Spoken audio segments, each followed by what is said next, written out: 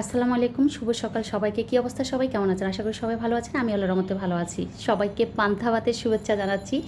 সকাল, সকাল ঘুম থেকে উঠে পান্তা ভাত, তারপরে হচ্ছে সবজি ভাজি, লাল আটার রুটি আর হচ্ছে ডিম গুছিয়ে রাখছি। যারা উঠবেন তাদেরকে সবাইকে হচ্ছে সকালের খাবারটা প্রতিনিয়ত এভাবে দিচ্ছি। যারা আমার ব্লগ দেখছেন, যারা প্রতিনিয়ত আমার ব্লগের সাথে জড়িত আছেন, তারা হয়তোবা আমার বাসার সব কিছু এখন মুখস্থ চোখ বন্ধ করে বলে দিতে পারবেন যে আমি কখন কী করছি। তো আসলে ব্লগ আছে বিধায় শেয়ার করছি। একটা পেজ আছে বা লাইফস্টাইল শেয়ার করছি সবার সাথে। এটাকে অন্যভাবে না নেওয়ার জন্য সবাইকে রিকোয়েস্ট করব। তো সব কিছু মিলিয়ে দুঃখিত আসলে বাংলাদেশের এই পরিস্থিতিতে। তারপরও নিজেদের জীবনযাপন যে রেগুলার যেভাবে চলছে ওভাবে চালিয়ে নিতে হবে, কিচ্ছু করার নাই। তো আসলে সবার মন খারাপের মাঝেই হচ্ছে ব্লগটা শেয়ার করা। কী অবস্থা, কার অবস্থা কী রকম, কার মনের অবস্থা কেমন সবাই জানাবেন। আর যারা আসলে কোটা আন্দোলনের মাধ্যমে এই পৃথিবী ছেড়ে যেসব সন্তানেরা আমাদের চলে গিয়েছেন, সবার রুহের মাগফিরাত কামনা করছি। আল্লাহ সবাইকে বেহেশতে বাসী করুন এবং পাশাপাশি তাদের পরিবারের সকলের শোক সইবার ক্ষমতা যেন আল্লাহ দেন, সেই তৌফিক যেন আল্লাহ ফিরিয়ে দেন, সেই কামনা করছি। তো এদিকে হচ্ছে সকালবেলা আজকে যে কাজগুলো করছি বাসার, যে সবাই যারা আছেন যারা খাবেন তাদের জন্য হচ্ছে প্রথমে বললাম যে যা যা করেছি। আর এখানে হচ্ছে ডিম ফুস করে নিলাম। আর এটা হচ্ছে হাঁসের ডিম। এগুলো হচ্ছে আমাদের একদম গ্রামের বাড়িতে যে হাঁসগুলো পালিত হয়, যে হাঁসগুলো আমি রেগুলার আপনাদের গ্রামের বাড়িতে ব্লগগুলো শেয়ার করেছিলাম বা গ্রামের বাড়ির দৃশ্যগুলো দেখিয়েছিলাম। তো সেখানে হয়তো বা আমার শাশুড়ি হাঁস পালেন বা হাঁস পালা অবস্থায় যেসব ডিমগুলো হাঁসে পারে সেই ডিমগুলো হচ্ছে আমাদের গ্রামের বাড়িতে রাখা হয়, আবার হচ্ছে আমাদের ঢাকার বাসায় পাঠানো হয়। তো আপনার ভাই আসার সময় ডিম নিয়ে এসেছিলো, সেই ডিমগুলো হচ্ছে আজকে ফ্রাই করা হলো। আসলে হচ্ছে কি, মোরগের ডিম কিনতে কিনতে বা মুরগির ডিম কিনতে কিনতে এমন একটা অবস্থা যে হাঁসের ডিমের কথা ভুলে গিয়েছিলাম। তো নাস্তা করার পর হচ্ছে আমরা চা খেলাম। চা খেয়ে হচ্ছে রান্নাঘরে আসলাম। মাছ ভিজিয়ে রেখেছিলাম সকালবেলা, অনেকগুলো চিংড়ি মাছ এনেছিল। চিংড়ি মাছের উপরে চামড়াগুলো ফেলে দিয়ে তরকারির জন্য হচ্ছে সব কিছু গুছিয়ে রাখবো প্রতিদিন, যাতে ছোট্ট একটা পলিথিনে করে মুড়িয়ে রাখা চিংড়ি মাছ, যাতে করে এতটুকু চিংড়ি মাছ বের করলে একটা তরকারিতে দেওয়া যায়, সবগুলো চিংড়ি মাছ ভিজানো লাগে না। এ ধরনের একটা পুটলি করে তারপরে হচ্ছে আমি চিংড়ি মাছগুলো রাখার চেষ্টা করি। ইলিশ মাছ দুটো ভিজিয়ে রাখলাম। আর বাচ্চারা হচ্ছে যেহেতু স্কুল কলেজ সবই বন্ধ ছিল, তো সবাই হচ্ছে সকালে লেখাপড়া করা কমপ্লিট হলেই হচ্ছে সবাই একটু টিভি রুমে বসে।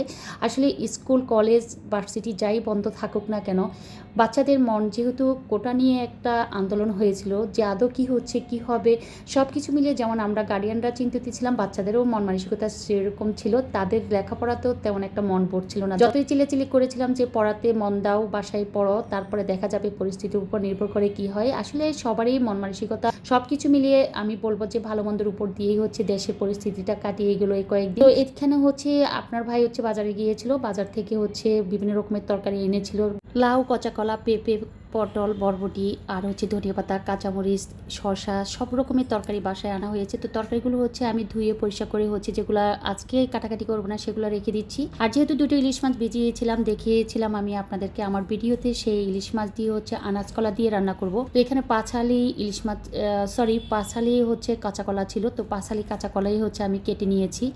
আর এখানে হচ্ছে দুটো ইলিশ মাছ। আসলে ইলিশ মাছ তেমন একটা খাওয়া না গেলেও তরকারিটা ইলিশ মাছের সাথে যেই তরকারি দিই না কেন, তরকারিগুলো একদম বেশি বেশি খাওয়া পড়ে। আর আমার বাসায় মাছের তুলনা তরকারির পরিমাণটা একটু বেশি সবাই ইউজ করে বা খায়। তো এদিকে হচ্ছে মাছগুলোকে একদম বড় কাটছি না, যেহেতু মাছগুলোই বড় বড় ছিল সেই জন্য হচ্ছে আমি ছোট ছোট করে পরিমাণ মতো একটা স্লাইস করে নিচ্ছি। আর লেজের গোড়ালিটা হচ্ছে বা লেজটা হচ্ছে রেখে দিচ্ছি ভর্তা করার জন্য। আসলে লেজ একদম কেউ খেতে চায় না কাটার ভয়ে, তো সেই জন্য হচ্ছে লেজটাকে একদম মাওয়া বা হচ্ছে নিজেদের মতো পছন্দ অনুযায়ী মাওয়ার স্টাইলে হচ্ছে ভর্তা করে নিব। এটা প্রতিনিয়ত আমি করছি এবং ভর্তাটাও আপনাদের সাথে শেয়ার করছি যে কিভাবে আমি লেজের ভর্তাটা আমি আমার বাসার জন্য সবার জন্য করে রাখি। তো ইলিশ মাছ দুটো কেটে দিলাম, কাঁচা কলা, সালি কাঁচা কলা আমি কেটে ওগুলাকে হলুদ মেখে রেখে দিলাম। আর হচ্ছে এখানে হচ্ছে দুটো লাউ এনেছিল, একটা লাউ হচ্ছিল শক্ত, একটা লাউ হচ্ছিল একদম কচি। যেই শক্ত লাউটা এনেছিল এটাকে আমি ফেরত দেওয়ার জন্য নিচে পাঠিয়েছিলাম। ওই লোকটা ওই যে ভ্যান গাড়িতে বিক্রি করে চলে গেছে, লোকটাকে আর খুঁজে পায় নাই। তো পরে দুটো লাউকে আমি দিয়ে দিচ্ছি, যা হবে হবে, তরকারির যে দাম।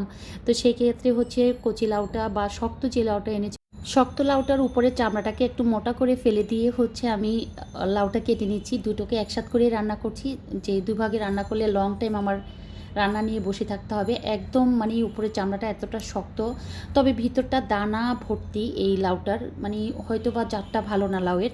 তো উপরের চামড়াটাকে মোটা করে ফেলে দিলাম। এখন যে লাউটা কাটছি এই লাউটার কথাই আমি শেয়ার করছিলাম, যে লাউটা একদম শক্ত ছিল। দুটো লাউর মাঝে একটা লাউ কচি, একটা লাউ হচ্ছে শক্ত।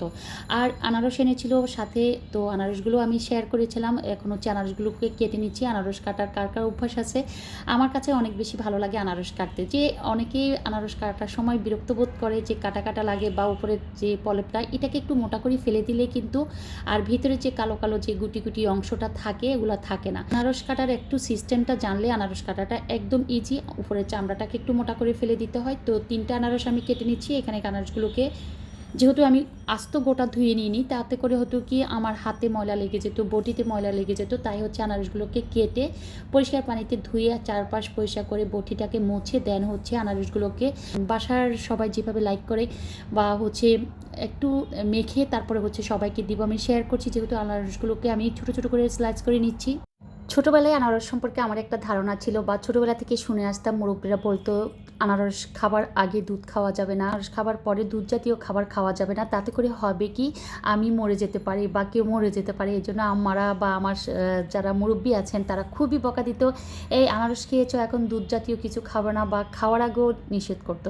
জানি না এই কথাটা যে মুরব্বীরা বলতেন এটা আদৌ কতটুকু সত্য আর মিথ্যা। তো লেবু কেটে নিলাম, যেহেতু লেবু রস খাবো কিছুক্ষণ পরে, আনারস খাওয়ার 1-1.5 ঘন্টা পরে লেবুটাকে জাস্ট কেটে দিলাম যাতে কাজটা এগিয়ে যায়।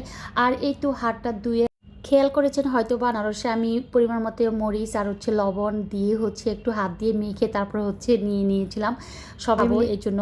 তো এদিকে হচ্ছে দুপুরে রান্নাটাও বসিয়ে দিচ্ছি। এক চুলায় যেহেতু ভাত বসিয়ে দিয়েছি আর চুলাটা খালি যাচ্ছিলো, তাই হচ্ছে আমি যে তরকারিটা বসিয়ে দিচ্ছি। তরকারি বসিয়ে দিলে হবে কি কাজগুলো আমার গুছিয়ে নেওয়া হবে।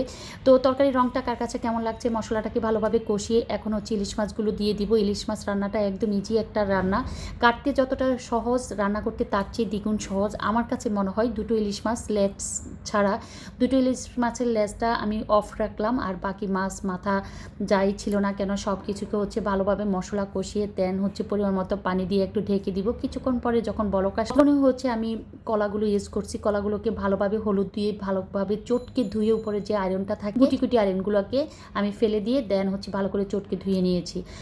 ভাত যখন হয়ে গেল তারপরে চুলাটা যেহেতু খালি হলো, আরেক চুলে হচ্ছে আমি কলা বসিয়ে দিয়েছি, এই চুলে হচ্ছে আমি লাউটা বসিয়ে দিচ্ছি। লাউ নিয়ে খুবই টেনশনে আছি, চিন্তিত আছি যে লাউটা একটা সিদ্ধ হবে একটা সিদ্ধ হবে না। যদি এমন হয় তাহলে খেতে বসতে সবাই আমাকে ডাক দিবে। কিন্তু ফেলতেও আমার ইচ্ছে করছিল না, ওই লোকটাকে ফেলে হয়তো বা একটু চেঞ্জ করা যেত।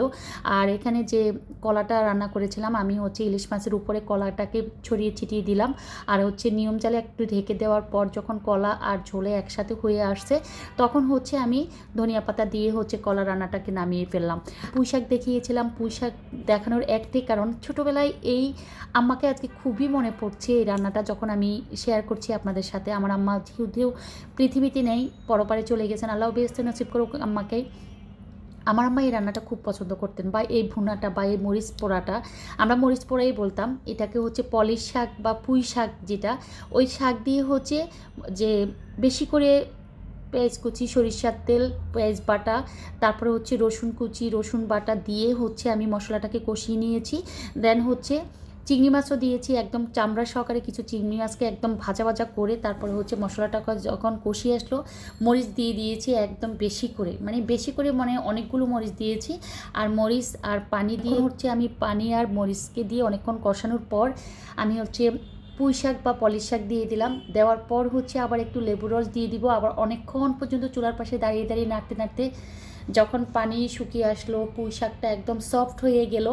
আর পুরো বাসাতে বুঝেই যাচ্ছে যে মরিচ পোড়া পোড়া একটা গন্ধ, সবাই হাঁচি কাশি সব একসাথে দিচ্ছিল। যদিও আমি সাউন্ডটা অফ করে তারপরে হচ্ছে আমি আপনাদের সাথে রেসিপিটা অন্তত শেয়ার করছি যে আমি মরিচ পোড়াটা কীভাবে করছি। সকালবেলায় মরিচ পোড়া দিয়ে একদম পান্তা ভাতের সাথে পানি বেশি করে দিয়ে একটু লবণ দিয়ে এই ধরনের মরিচ পোড়া খেতেও কিন্তু ভালো লাগে। যদিও আমি দুপুরের জন্য করছি, তো এটা হচ্ছে পলিশ শাক দিয়ে বেশি করে মরিচ দিয়ে হচ্ছে মরিচ পোড়া। তো ভালোভাবে যখন একদম পানিটা শুকিয়ে আসবে, পোড়া পোড়া একটা ভাব আসবে, তখনই হচ্ছে ধনিয়া পাতা যদি হাতের কাছে থাকে অবশ্যই দিবেন, এটা মিস করবেন না। ধনিয়া পাতাটা আরও দ্বিগুণ, মানে পোড়া মরিচের স্বাদটা একদম দ্বিগুণ করে ফেলে। তো এটা ঝাল প্রিয় যারা যারা খুব বেশি ঝাল খেতে পছন্দ করেন বা ঝাল ঝাল করে যে মরিচ পোড়া খেতে ইচ্ছে করে, তাদের জন্য আমি শেয়ার করলাম যে এটা আমার মা খুবই পছন্দ করতেন, এবং আমরা আম্মাকে অনুসরণ করে বা আম্মার খাবারটাকে ফলো করে কিন্তু আমরা সবাই যারা আত্মীয় স্বজন আছি, ভাই বোনরা যারা আছেন, সবাই এই মরিচ পোড়াটা অনেক বেশি লাইক করি। আজকে হয়তো আমার যারা রিলেটিভসটা দেখছেন তারাও হয়তো বা আমার সাথে একমত হবেন যে না, হ্যাঁ, ছোটোবেলার কথাই মনে পড়ছে। যা নোয়াখালী বা বরিশালের ডিস্ট্রিক্টে যারা দেখছেন তারাও হয়তো বা এই ধরনের মরিচ পোড়াটা খেতে পছন্দ করেন।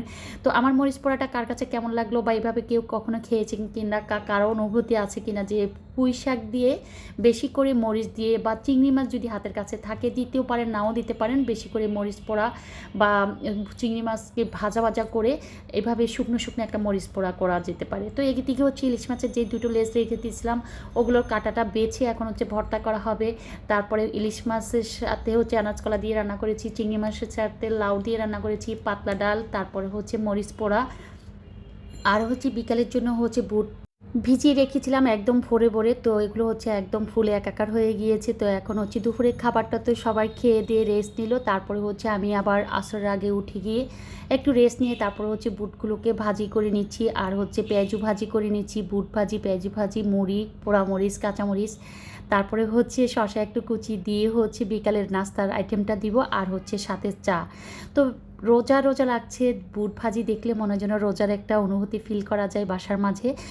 তো সবাই যখন ঘুম থেকে উঠলো সবাইকে হচ্ছে বুট ভাজি আর হচ্ছে পেঁয়াজ কুচি, পোড়ামরিচ, তারপরে হচ্ছে কাঁচামরিচ, যে যেটা পছন্দ করে মুড়ি দিয়ে খাবে। বুট ভাজি দেখে সবাই খুবই খুশি হলো বিকালবেলা, যে মনে হয় যেন রমজানের একটা আবির্ভাব বাসার মধ্যে। তো এ তো আপনার ভাই আর হচ্ছে বাচ্চারা সবাই হচ্ছে বসে আছে, আমি সবাইকে দিয়ে দিচ্ছিলাম বুট ভাজিটা, আর হচ্ছে সাথে চা, দুধ চা, রং চা, এটা তো প্রতিনিয়ত আমার বাসায় থাকে, সবার সাথে শেয়ার করা হয়। তো সব কিছু মিলিয়ে আজকে ব্লগটা শেয়ার করলাম। সবাই কি অবস্থা, কোথায় কে কেমন আছেন অবশ্যই জানাবেন। সবার মন খারাপের মাঝেও হচ্ছে ব্লগগুলো শেয়ার করছি, আসলে আমাদেরও মন খারাপ। তো সব কিছু মিলিয়ে ভালো থাকবেন, সুস্থ থাকবেন, স্বাভাবিক জীবনযাপন করবেন।